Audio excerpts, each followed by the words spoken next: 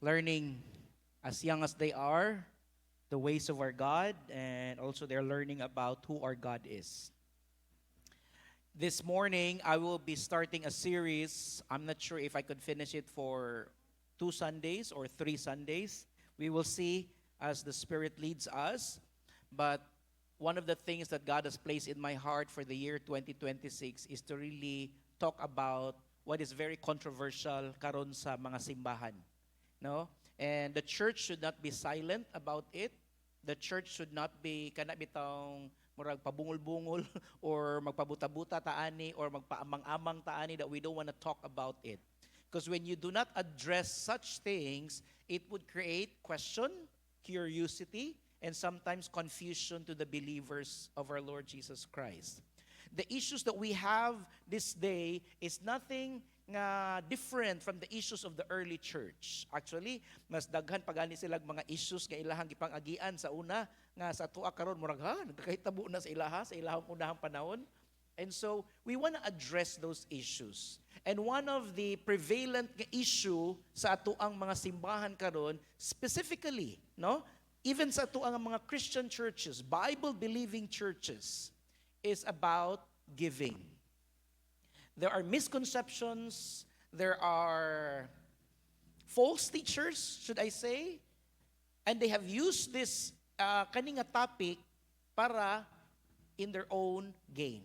No? And so I entitled this series, Understanding Biblical Giving. We will be talking about tithing, what does tithing means, unsa man ang tithing, and then we will also talk about giving, the offering, what does it mean? And then, as Christians, today, how do we respond to these things? Unsay dapat natong buhaton? Is this like the thing of the past ba ni? Is it still applicable ba ni sa atua? Kaysa una ra man ni? So we have issues. And another thing that I'd like also to discuss is I want you to understand what the scripture says about these things. Why? Because there are many preachers and teachers today preach and teach about money. And they have used this para sa ilahang kaugalingon nga gain or para pangwartahan. They said that there is corruption in the government, but there is also even much corruption in the church. There are scammers out there, gawa sa simbahan, but there are also scammers inside the church.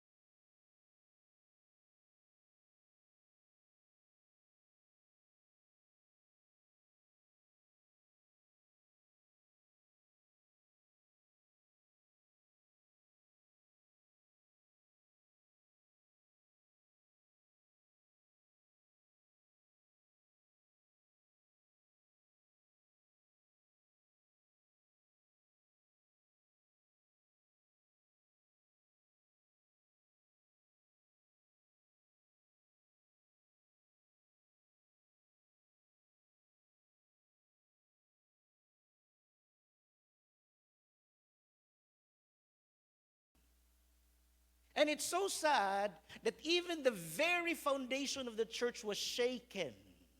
Many people have not gone to church anymore. Why? Because they do not believe what the pastor says already. Kaya even ang pastor ang nag-ilad sa ilaha. Nanguha silang mga membro para mo invest ani, mo invest ani, mo invest ani. And then at the end of the day, the members of the church felt nga giilad sila. And how could a pastor start speaking truth to these people when the pastor itself is the one nga nagailad or nailad manggani pod? And that's why during the time, my wife and I, we heard those things. And we started kanang educating. We started telling people. We even told them, you know what, that kind, kanang akapa, be warned about that. But those people did not listen. So every time magkita, pagbuto ato, pagkita namo, we don't talk about it. Ngano man, it would be a slap on their face if only we could say, we have told you. you did not listen. And so, even sa amuan ni Chuchi, one of the principles that we live is we will not get into any investments. One time, there was a person who came to me. Ingon siya nga, Pas, I'll give you this 20,000. Invest it. Gitagaan ko yung 20,000. Invest it, Pas. May na lang na, makatabang na sa inyo ha. Kung naamang ganun ay return, it would help you in a regular basis, blah, blah, blah, blah, blah, blah. And so, when I have that one, I message the person, kaya gipadala raman sa ako, I messaged the person and I messaged him, I said, thank you for your heart towards us. Thank you for listening, to the needs that we have. Thank you really for thinking of us. But if there is one thing that we want to invest in our lives, is we want to invest in the lives and the souls of people. Ako lang ni siyang ibalik. Salamat kaayo. And you know that person, he said, Pas, imuha na lang na, Pas. You can have it, do whatever you want to have it, we want to do with it. And then during the time, wala mi pambayad sa among renta sa balay, wala mi pambayad sa amuang kuryente, tubig, and that was the provision that God has given to us. Ever since that day, that person did not came back to us anymore, offering us something about investment or anything nga kanang iyahang ihatag para investment. We stand in the call that God has for us. I'm not talking about, or I'm not telling that you do not invest. You go invest, no? But be wise in your investments. Because I believe many of us have investments, or many of you, not us, many of you have investments, but be wise, no? Be wise, and then be discerning kung asa mo ga-invest sa inyong kwarta. But for us, sa amuan ni Chuchi, as ministers of the Lord, if there is an investment that we want to invest, we want to invest in the lives of people. And how do you do that, Pas? We invest by treating the person. Kung young people na siya, ako'y mo treat sa iya sa pagkaon, kaya umanay kwarta. Or kung naamang gani need ang isa ka tao, sige, motabang ko kung unsay makaya nako. And that's where I invest, no? Dadto ko gahatag. I help people na ay time nga nagkasakit o na naghatag ko, na ay times nga kanang nagka-problema, diri tabang. And investment is not just finances. Your time, your effort, your giftings, you can give it to the person. That's the investment nga imuhang ihatag. And so that's really the heart that we have for us sa muang tawag ni Chuchi. But for the rest of us here, finances is really a thing that we have to talk about here as a church. Have you heard of prosperity gospel? No? If you have heard of that, there are many churches just even in Butuan itself. Butuan itself lang. There are many prosperity gospels. Every Sunday, madunggan nimo that they will talk about money, money, money. It's all about money. And it's so sad na instead of talking about the totality of the Bible, talking about sin, talking about grace and salvation, talking about the blessed hope that we have, talking about Christian kanang characters or Christian buildings ato ang mga faith, instead of talking about that, they talk about only money, money, money, money. And there are many ways that they would do that. Daghang ways. They would say, you will give this amount, and if you give this amount, it would multiply into many folds, 100 folds, 10 folds, and all those things. And they would use scriptures upon scriptures. But they have used it in the wrong context. Nga naman, gamito nila ang Bible just to tell you, and if kung ikaw, wala ka kabalo sa kamatuuran, maapil gyud ka. They would use those money.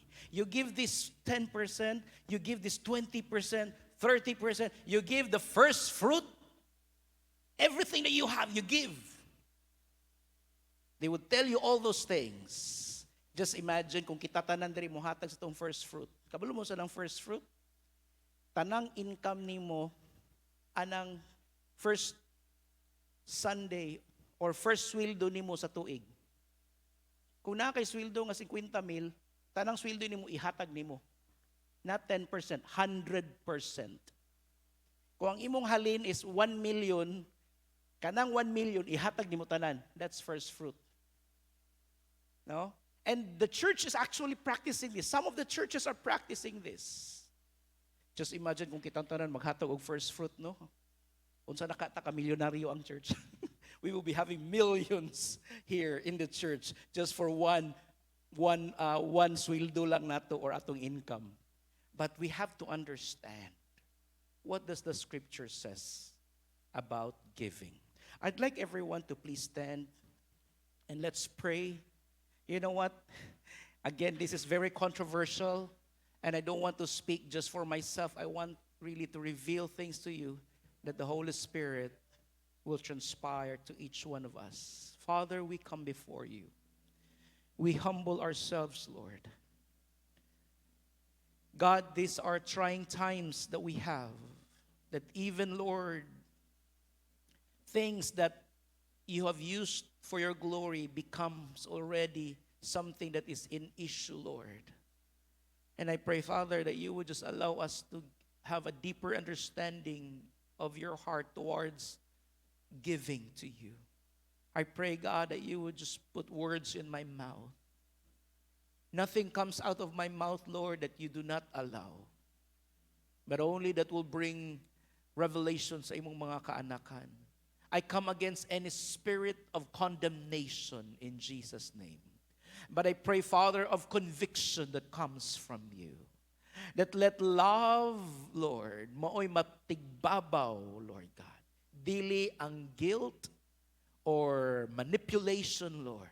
But I pray, Father, that let love arise. And let love, Lord, flourish sa amuang mga kinabuhi. We thank you and we bless you in Jesus' name. Amen and amen. You may be seated in the presence of the Lord. You probably have noticed wala ta nagbasa og verse because there will be many verses ang akong ipakita sa inyo diha. My goal in this series is that you will have an understanding of what biblical giving is in relation to the Word of God. It will not be my own words, but I will let the Word of God speak to you.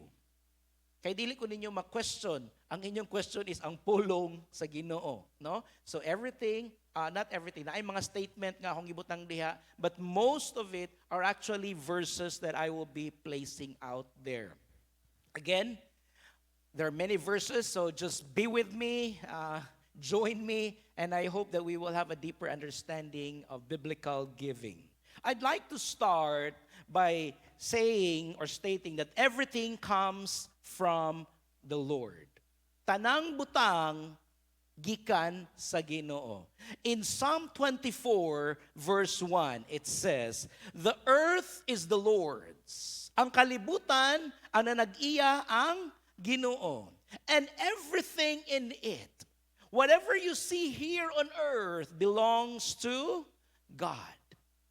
The world and all its people belong to Him. Not just the heavens and the earth, not just the animals, the trees and the nature, or the fishes or the birds of the sky. That includes also you as a person. Tag-iya ang Ginoo sa imuhang kinabuhi. You belong to God. Can you say to your neighbor, you belong to God? So never say that I am who I am. Ako ra gyud, way nagbuhat sa kuan. No. Kay bisag karon makayong ka nga dili ka na nag-iya sa imuhang kinabuhi. Kay kung wala tanawa na imong mama magpapadiha, kung wala na siya, wala sad ka. No? So kung wala po na imong mama magpapa, kung iyon naman mga kamera po, dili po pwede kay naman po sila imong magpapa. Hangtod you go all the way to Adam and Eve. And Adam and Eve was created by God. So everything, I like to start it with a statement that everything comes from the Lord. That is in Psalm 24 verse 1. Another verse that states about everything comes from the Lord is in 1 Chronicles chapter 24 verse 14.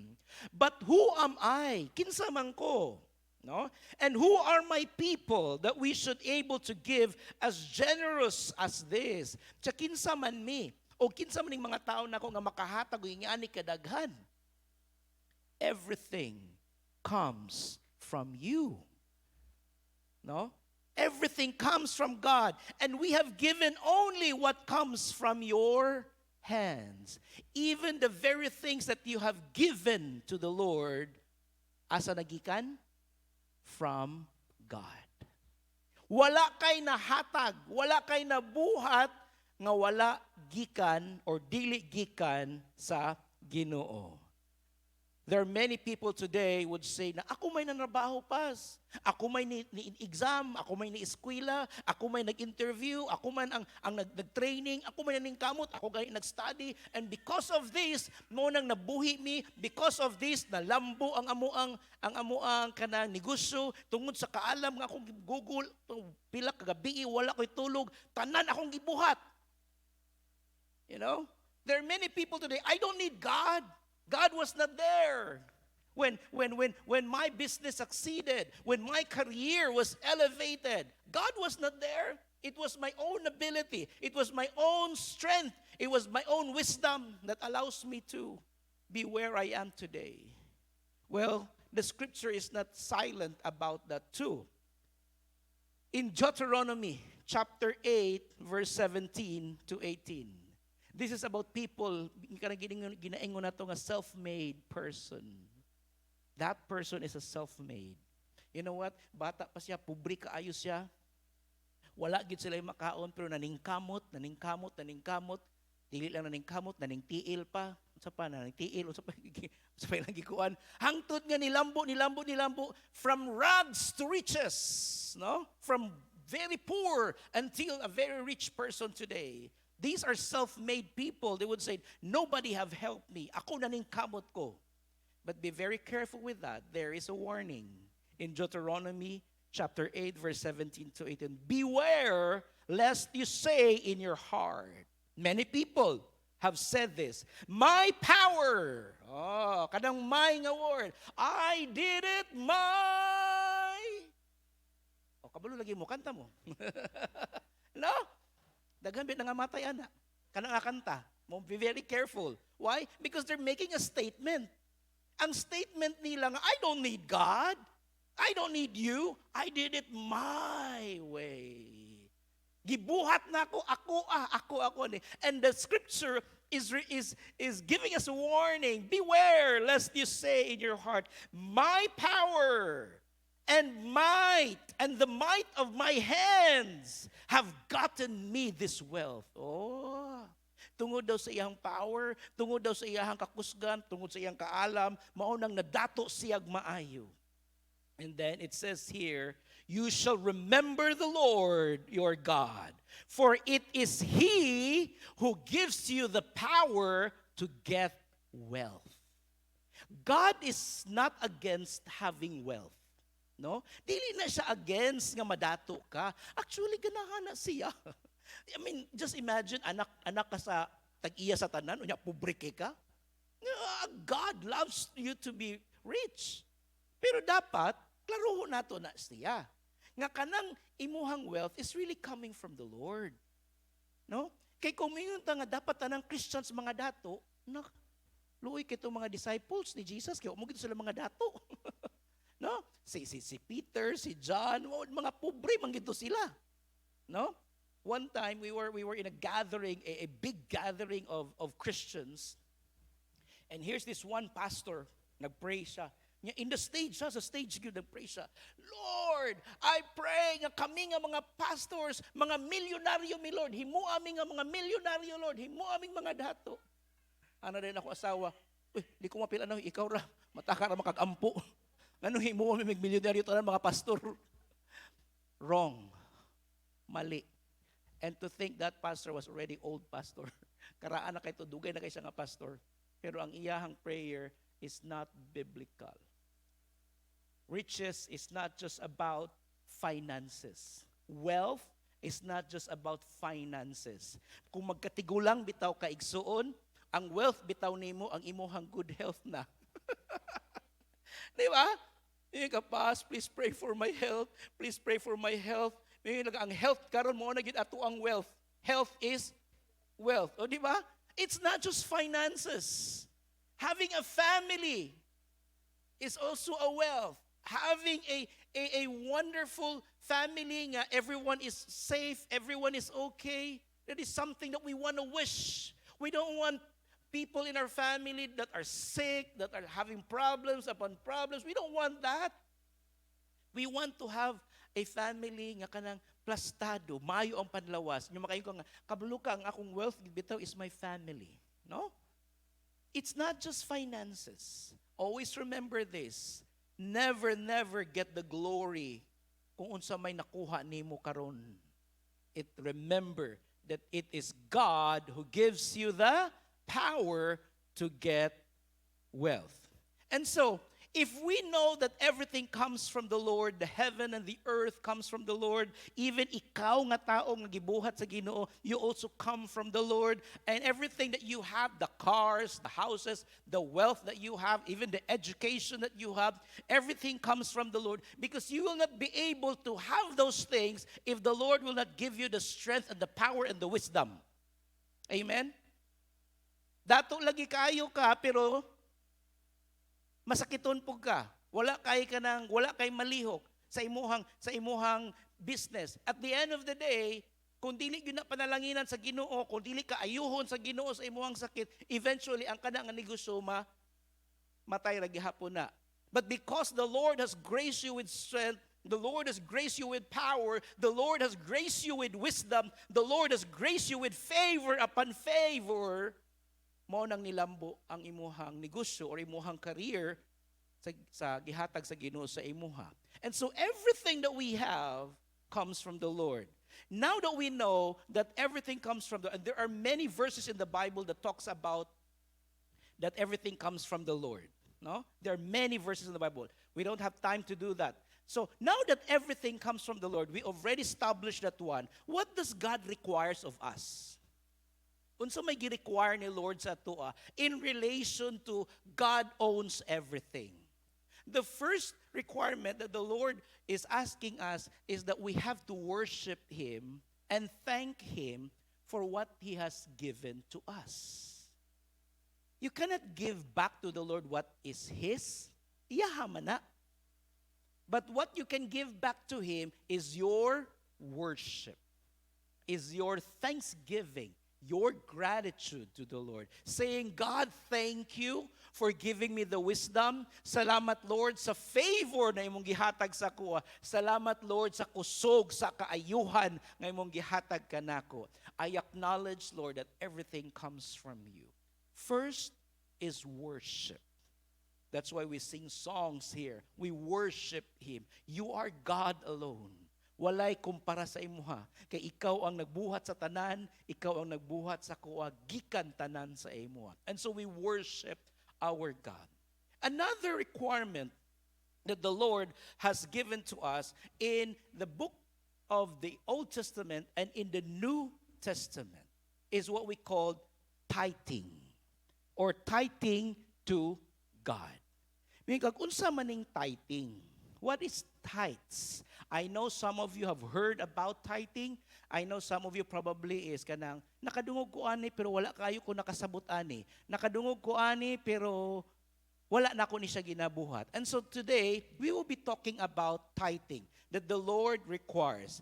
Tithing is not a law. I'd like to give that statement first. That tithing is not a law. Tithing is a principle. Unsa man ang tithing? I want to make it as simple as possible. Kung namaligya ka og saging nga napulo ka bulig, okay? Napulo ka bulig, maligya. Let's say nag-harvest ka og saging, nakikasagingan. Unya nag-harvest ka, unya naka-harvest ka napulo ka bulig. Kung mayong kag 10 or tithes ana, out sa 10, ang isa ana imong ihatag sa Ginoo. That's the 10% of your income. So kung naa kay napulo ka bulig nga na harvest, ang isa ka bulig ana ihatag nimo sa Ginoo. Mao nang kung katong mga pastors, I don't know kung naka-experience si Pastor Robert nga kanang naka-experience siya katong baboy, katong iyang bitong gi-share nga ang iyang member sa church na ay baboy unya nanganak og napulo ang isa ka baboy gihatag sa iyaha. So that's 10%, that's tithing, no? Sa kuan. And so that's a very simple kaayo nga explanation what about tithing.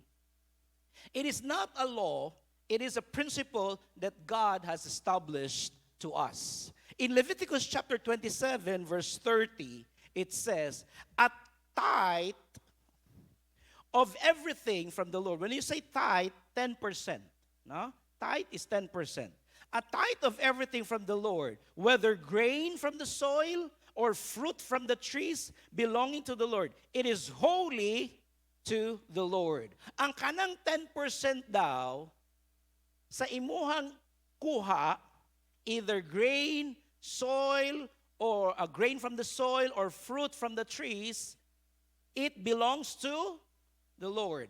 Ang 10% belongs to the Lord. And kanang 10%, it doesn't just belong to the Lord, it is holy to the Lord. So the Israelites were given this instruction that you have to give a tenth of your portion. In Genesis chapter 14, verse 18 to 20, this is before the law. Wala pa si Moses ani. No? Kung mingon mo nga, ay, sa law man na, ang kanang 10%, sa law raman na, karon dili naman, wala naman na siya applicable kay naa naman ta sa grace karon. Well, I tell you that before the law was given, tenth was already there. Tithing was already there. So this is found in Genesis chapter 14, verse 18 to 2. I'll just give you a short background of this verse. This is a verse of Abram. Si Abram, iyahang gisave ang iyahang nephew nga si Lot. No, gisave niya kay si Lot, na-conquer man si Lot sa na familiar with I think I forgot the place. Yeah, but anyways, Lot was conquered by some group of people and then gisave siya ni Abraham, and then after saving, here comes Genesis 14 verse 18 to 20. Sorry, na kulang nag 0. 20. Okay? Verse 18 it says, "Then Melchizedek, king of Salem," so here we have Melchizedek, king of Salem, "brought out bread and wine. He was priest of God Most High." So Melchizedek, he was a king, but he's also a priest. "And he blessed Abram," Abram soon become Abraham, saying, "Blessed be Abram by God Most High, creator of heaven and earth. And praise be to God Most High, who delivered your enemies into your hands." Remember, he was able to kuan si Lot, save Lot from the enemy. Then, what happened? Abram gave him a tenth of everything. This is before the law, before Moses. This is the time of Abraham. Abraham have already starting giving his tithes, his 10% sa iyahang everything. Okay? So that's in Genesis chapter 14 verse 20. And it's not just Abraham who gave a tenth. Jacob also gave a tenth. In Genesis chapter 28 verse 20 to 22. This is before, Si Jacob. "Then Jacob made a vow, saying, if God will be with me and will watch over me on this journey I am taking, I am taking, and will give me food to eat and clothes to wear, so that I return safely to my father's household, then the Lord will be my God. And this stone that I have set up as a pillar will be God's house, and of all that you give me, I will give you a tenth." So it's not just Abraham who gave his tithes, also Jacob has given his tithes. That was way before the law was given. And so, fast forward to the most famous nga verse about tithing. That's in Malachi 3 verse 10.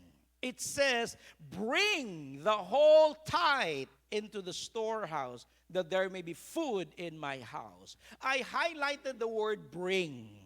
But pasabot, dalon nimo.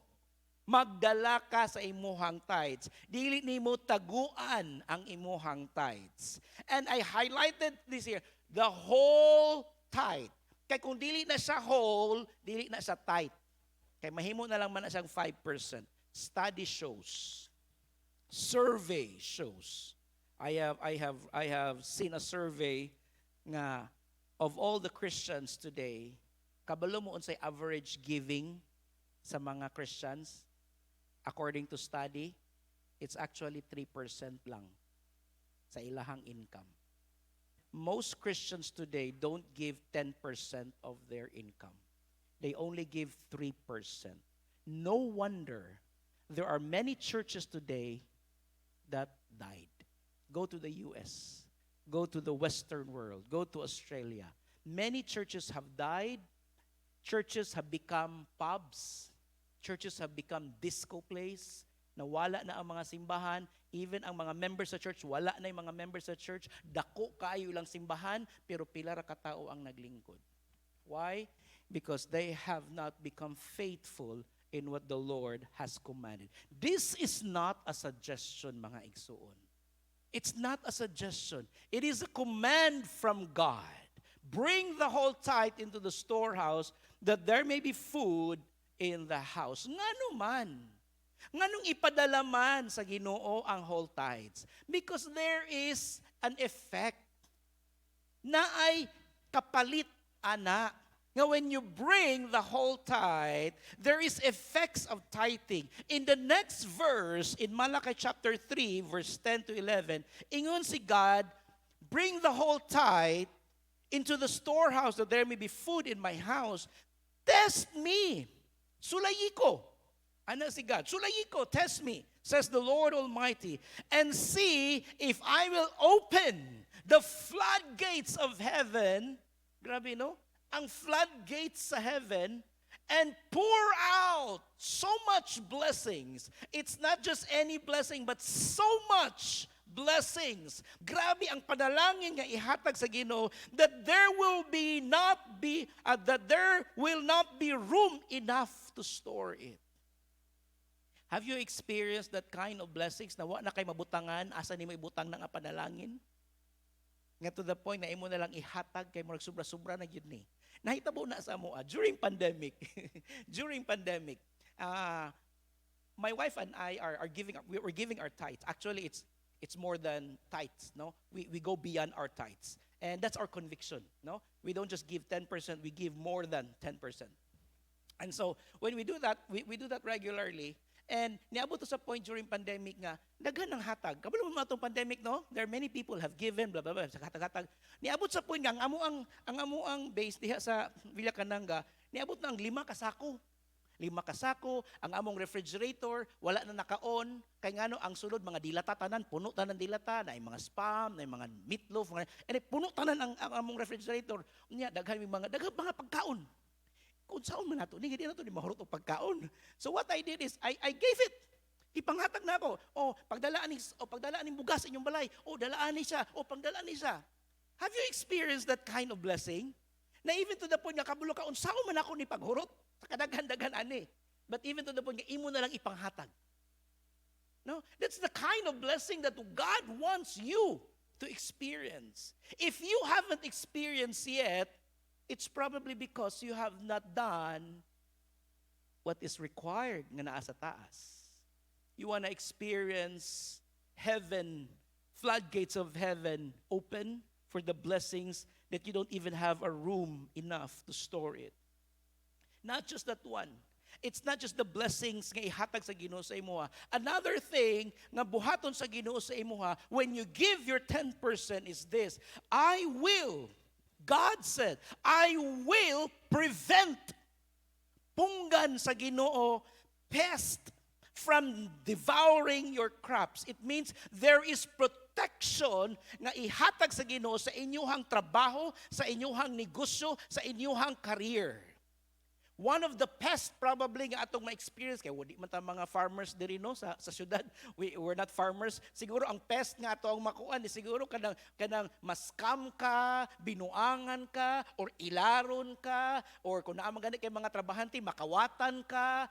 You know, those kind of things, the problems that you will be having in your business or in your career. Or siguro dili ka promote, you know. No, those are the pests. And so God said, if you give this, No, test me. I will prevent pests from devouring your crops. And the vines in your fields will not drop their fruit before it is ripe. Kabantay mo anang mga putot bitaw sa mangga. Wala matay vine po diri no, matay grapes. So mangga na lang. Di ba kanang mangga? Nya kung na kay manggahan, di ba bantayan yun nimo nga bisag putot pa siya dili mga hulog. Kay kung mga hulog mangguna, sa hitabo, failure ang imuhang manggahan. Mo nang pag-ampog yung ka nga dili yun yung taon mahulog ang kani mga putot nga kanang mga mo ripen gyud siya in its perfect time. You know what? It is God who can do that sa imuha mga igsuon. Only God can do those things in your life. Only God can give protection. Only God can give ultimate nga protection sa imuhang negosyo, sa imuhang trabaho, sa imuhang pamilya. Only God. He will protect. Even the vines in your field will not drop their fruits before it's ripe, says the Lord Almighty. If you give your tithes to the Lord, mga igsoon, these are the promises of God. My wife and I, since we got married, or even before we got married, kabalo nami ani nga principles. We give the 10th or even beyond. My wife single pa ni siya, ga-tithes na ni siya. Ako single pa ko, ga-tithes na ko. Ang tudagminyo mi, it was already established sa mua nga we have to give our tithes. And lo and behold, wala mi negosyo. We just dedicated ourselves to the Lord. The Lord has been so gracious sa amuang kinabuhi of providing even way and beyond our needs. We have seen how the Lord has given us everything that we need. On the other hand, mga igsoon, in Malachi chapter 3, there is a portion there nga makita ninyo about people robbing God. Nakawatan na ba ninyo ang Ginoo? Nakapangawat na ba mo sa Ginoo? Nakapangawat na ba ta one time sa itong kinabuhi? Ako, yes. Nanguha ko piso. Itong bata pa ko, nanguha ko piso sa bulsa, sa akong papa. No? Nangawat ko. You know, I've experienced robbing. You know? But there is a scripture in the Bible that says that you have robbed God. Imuhang gikawatan ang Ginoo. And it's the same scripture in Malachi chapter 3. But the previous verse, it says, will a mere mortal rob God? When you say mortal, person, ikaw, tao. Ang usab ba ka tao makapangawat sa Ginoo? Yet you rob me. Ingon si God, ikaw nangawat ka sa kuha. Pero nangutana ta, but you ask, the people ask, how are we robbing you? Giunsa man kanamo pagpangawat Ginoo? Ingon ang Ginoo, in tithes and offering. You are under a curse. You are under a curse, mga igsoon. We are under a curse. Why? Because we have not given our tithes and offering. Mangutana ka, Pas, unsa man ang form sa curse nga akong ma-experience? Well, the Lord only knows what kind of curse He's gonna give you if you do not follow what He says. Maybe you will be going through some difficulties in your life, in your business, in your career, in your studies, in your family life, because you have not given your tithes. I'll give you an example of my life. There was a time, a season in my life nga, murag, ay, kakapoy mo sige hatag tithes. Dako makain akong ihatag. Why would I give this? Dako kaayo ni, dako na kayo ni nga tabang sa amo ang bills, sa amo ang panginahanglanon. Muna ko sa niabot sa point nga ni undang ko og hatag og tithes. Offering lang, hatag og offering. Pero you know what? I've experienced difficulties during that time. Blessings, provision, barely yun. As in, kulang-kulang yun. Ma-feel yun ako nga, kulang yun. No? And magkasakit me, either my wife or ako magkasakit, or na ay mga problema gakahitabo sa pamilya, during that time. And then when the Lord has revealed things sa ako, you know what? You have not become faithful already. And so I repented before the Lord and I asked God for forgiveness. And I said, God, I'm going to obey you, what you have said. So I start giving back my tithes. And after that, the Lord has blessed me and have regained what I have lost. Mga igsoon, as I have said, these are principles that we ought to live. And then this is God saying. This is not any prophet saying or any person saying or any pastor saying. This is God saying. You have robbed me in tithes and offering. Because of that, you are under a curse. Your whole nation, because you are robbing me. If you do not giving your tithes, no? Next slide. Not giving your tithes or the 10% and offering is robbing God. You are stealing from God. What have you stolen? Ang kwarta? No. The Lord owns the money. Everything here, He owns it. But what have you stolen from Him? You have stolen the honor and the respect as the Creator and Provider. When you do not give your tithes and offering to the Lord, you are saying to God, I don't honor you. I don't respect you. You're not the Creator. You're not the giver. Ako ani. Ako ning gihaguan. Nganong ihatag man ako ni sa imuha. You are saying like that. But when you give to the Lord a tenth of what He's given you, you are saying, God, I acknowledge that you are the source of everything. I acknowledge that it is you who have given me what I have now. What I am giving you is just a portion of what you have given me. But this is a declaration that I acknowledge you as the source of everything. The Lord only asks for a 10%. 90, He asks you to become good stewards, how to handle the 90. He is also only asking you. Maka-question ka, ngano mangayo man si God og 10%? Isn't it that He owns everything? Actually, tithing is not for God. It's for you. It's for you. Why? Because when you give to the Lord, it means, again, you are acknowledging Him. But when you give to the Lord, you know what? Kung bata pa ka, dali ra kay maghatag og tithes kay piso, G's, ana, no?